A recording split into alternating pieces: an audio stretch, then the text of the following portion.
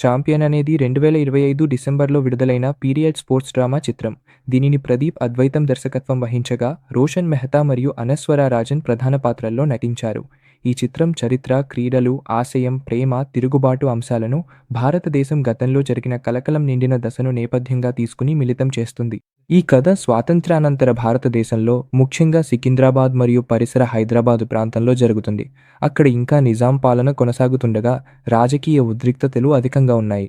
ఈ కథ రోషన్ మెహతా పోషించిన మైకేల్ విలియమ్స్ అనే ప్రతిభావంతుడైన, క్రమశిక్షణ గల ఫుట్బాల్ ఆటగాడిని అనుసరిస్తుంది. అతని జీవిత లక్ష్యం లండన్లో ప్రొఫెషనల్ ఫుట్బాల్ ప్లేయర్గా మారి అంతర్జాతీయ వేదికపై తనకంటూ పేరు తెచ్చుకోవడం. మైఖేల్ జీవించేందుకు ఒక చిన్న బేకరీలో పనిచేస్తాడు. కానీ ఫుట్బాల్ అతని నిజమైన అభిరుచి. ప్రతిబంధకాలు, నిర్బంధాలు నిండిన అస్థిర రాజకీయ వాతావరణం మధ్య కూడా అతను ఎప్పుడూ శిక్షణను ఆపడు, లేదా తన భవిష్యత్తును ఊహించడాన్ని మానడు. చివరికి అతనికి ఇంగ్లాండ్లోని ప్రతిష్టాత్మకమైన మాంచెస్టర్ క్లబ్ కోసం ఆడే అరుదైన అవకాశం లభిస్తుంది. అతని కల నెరవేరే దశలో ఉన్నప్పుడు అతని తండ్రి గతంలో ప్రభుత్వ వ్యతిరేక పోరాటాల్లో పాల్గొన్న కారణంగా మైకల్కు ఇంగ్లాండ్లో ప్రవేశం నిరాకరించబడుతుంది. దాంతో అతను నిరాశలోకి వెళ్ళిపోతాడు. దేశం విడిచి వెళ్లేందుకు మార్గం కోసం ఒక పైలట్ కోసం అక్రమ వస్తువులను రవాణా చేయడానికి అంగీకరిస్తాడు. ఇది అతని జీవితంలో ఒక పెద్ద మలుపు. చట్టాన్ని మరియు రాజకీయ గందరగోళాన్ని తప్పించుకునే ప్రయత్నంలో మైకేల్ అనే ఒక దూర గ్రామానికి చేరుకుంటాడు. అక్కడ కథ కేవలం ఫుట్బాల్ గురించే కాకుండా ప్రజలు, వారి బాధలు, వ్యక్తిగత మార్పు మీద దృష్టి సారిస్తుంది. ఈ గ్రామంలో అతను చంద్రకళను కలుస్తాడు. ఆమె పాత్రను అన్నస్వర రాజన్ పోషించారు. చంద్రకళ ధైర్యవంతురాలు, సామాజికంగా చైతన్యవంతురాలు. ఆమె వీధి నాటకాలు వేస్తూ గ్రామస్తుల్లో అవగాహన పెంచి అణచివేతకు వ్యతిరేకంగా పోరాడేందుకు ప్రేరణనిస్తుంది. ఆమె ధైర్యం, ఆశావాదం, తన సమాజంపై ఉన్న లోతైన ప్రేమ మైకేల్ని క్రమంగా వారి పోరాటాలకు దగ్గర చేస్తాయి. వారి సంబంధం అభివృద్ధి చెందుతున్న కొద్దీ మైకేల్ తన వ్యక్తిగత ఆశయాల కంటే జీవితాన్ని విస్తృతంగా చూడడం ప్రారంభిస్తాడు. ముఖ్యంగా గ్రామస్తులు రజాకార్ దళాల నుండి అమానుషమైన బెదిరింపులు ఎదుర్కొంటున్నప్పుడు. వీరు పాత పాలక వర్గానికి విధేయంగా ఉండే క్రూరమైన గుంపు. భయాన్ని, హింసను ఆయుధాలుగా ఉపయోగించి ప్రతిఘటనను అణిచివేస్తారు. ఈ పరిస్థితుల్లో మైకేల్ స్వేచ్ఛ, గౌరవం యొక్క నిజమైన విలువను ఎదుర్కొనాల్సి వస్తుంది. ఛాంపియన్ యొక్క ప్రధాన సంఘర్షణ మైకేల్ తన జీవితకాల ఫుట్బాల్ కలను తన చుట్టూ ఉన్న కఠిన వాస్తవాలతో సమతుల్యం చేయగలడా అనే దానిపై ఆధారపడి ఉంటుంది.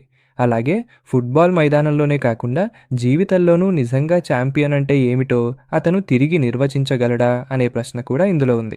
ఈ సినిమా మైకేల్ యొక్క భావోద్వేగ మరియు మానసిక ప్రయాణాన్ని చూపిస్తుంది.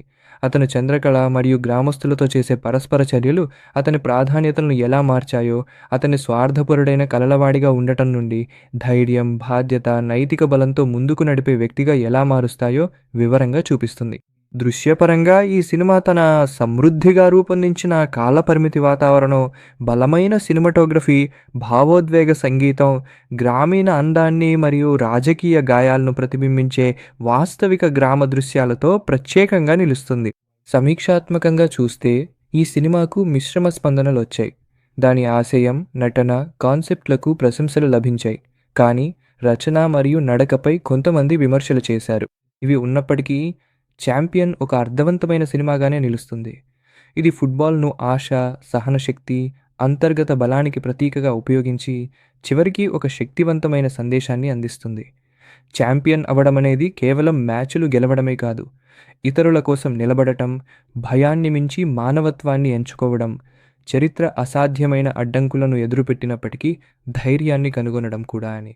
మీకు ఈ వివరమైన సినిమా వివరణ నచ్చితే వీడియోను లైక్ చేయడం, మీ సహచర సినిమా ప్రేమికులతో షేర్ చేయడం, ఇంకా మరిన్ని తాజా సినిమా వివరణలు, సమీక్షలు, ఆసక్తికరమైన సినిమా కంటెంట్ కోసం మా ఛానల్కు సబ్స్క్రైబ్ చేయడం మర్చిపోకండి. ఎందుకంటే మీ మద్దతే మేము మీకోసం ఇలాంటి మరిన్ని వీడియోలు తీసుకురావడానికి ప్రేరణ ఇస్తుంది.